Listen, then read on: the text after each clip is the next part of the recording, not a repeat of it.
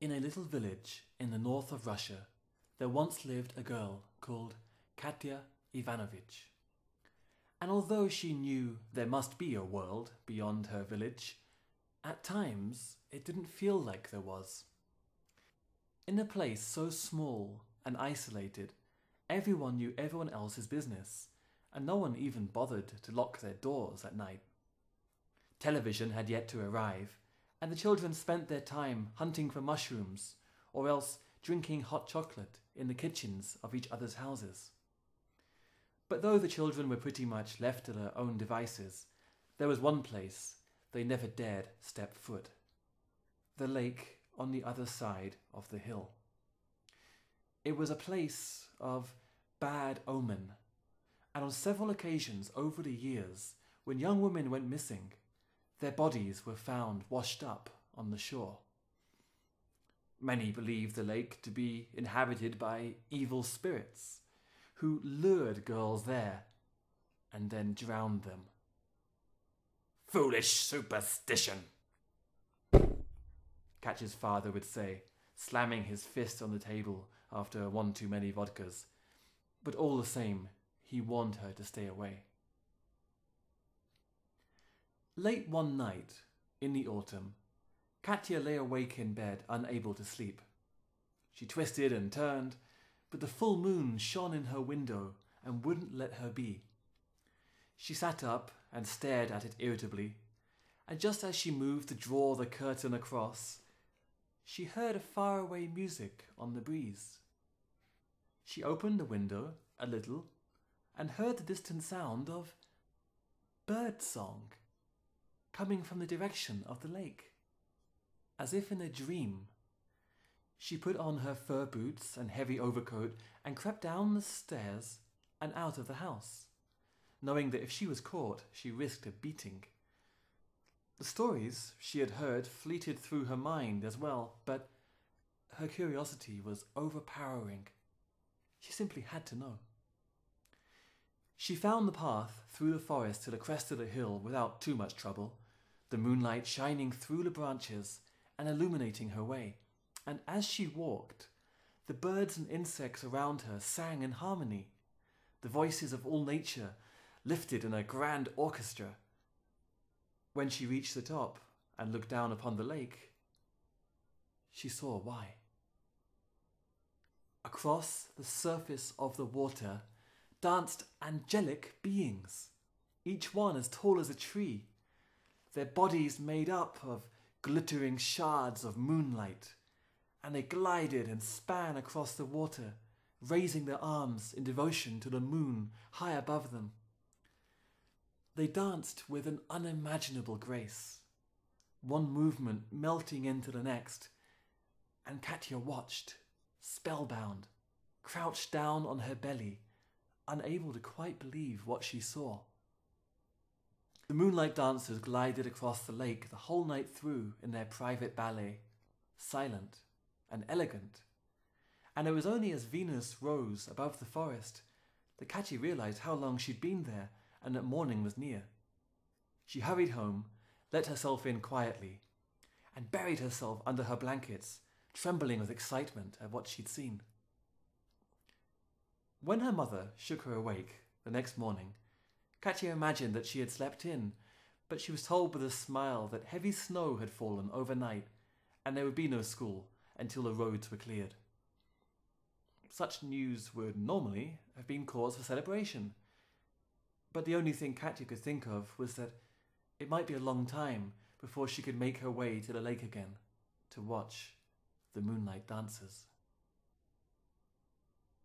It turned out to be a heavy winter, with temperatures dropping to -40, harsh winds blowing in from Siberia, and the snow piled high and heavy on the forest paths. Katya's teachers noticed that she seemed distracted in class, and though she replied to their questions, it seemed as though her mind was somewhere else entirely. She watched the snow fall outside sadly and felt quite alone. In some way, her secret isolated her from the others, and she began to wonder whether the whole thing had just been a dream, or whether she was even losing her mind. So when, at long last, the first thaw of spring came, and the paths began to clear, it was with some trepidation that Katya waited for her parents to begin snoring at night before she put on her boots and coat and walked to the top of the hill under a crescent moon.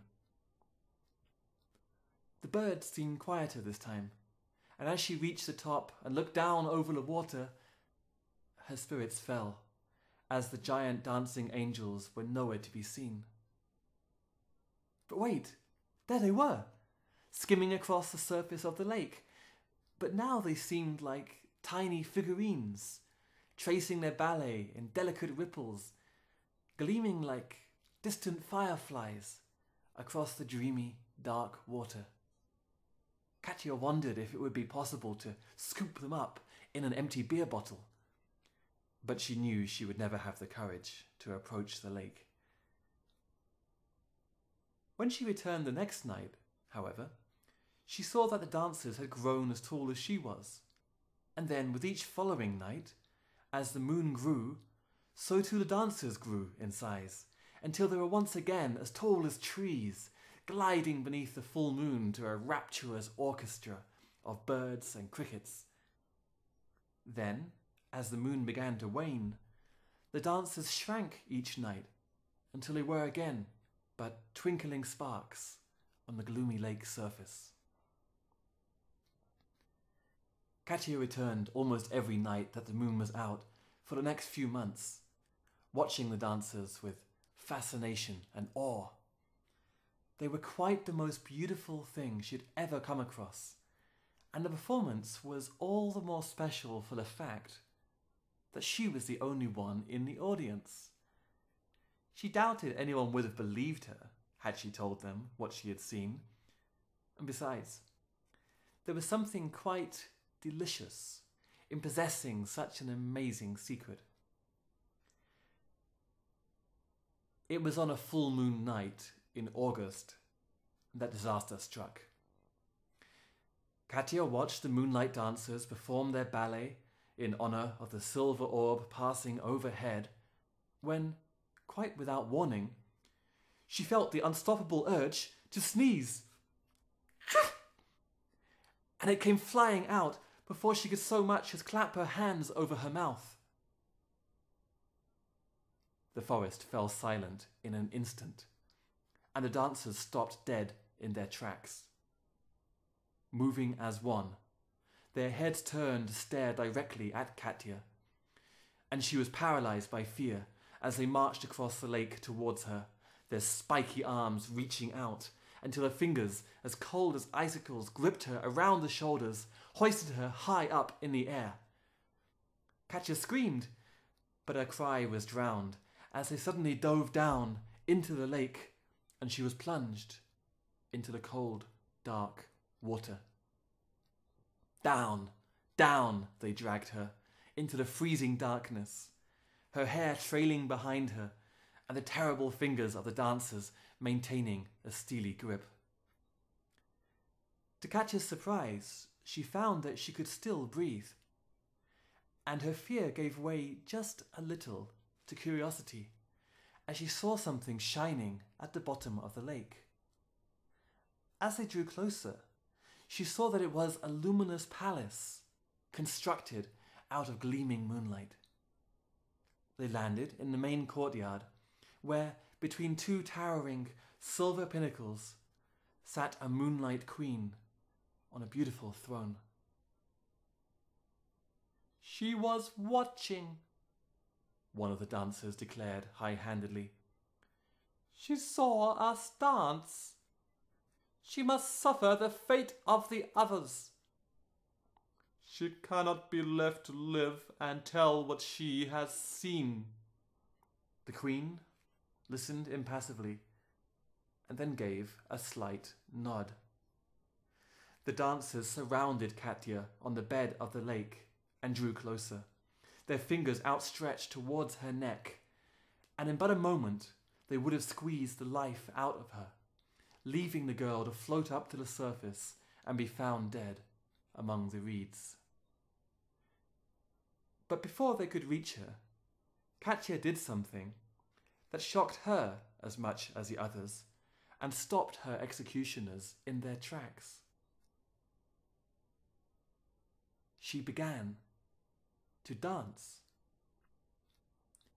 Her limbs moved as though drawn on strings, and whether it was because she moved slower underwater or she fell into a trance, Katya lost all track of time as she performed in the luminous palace.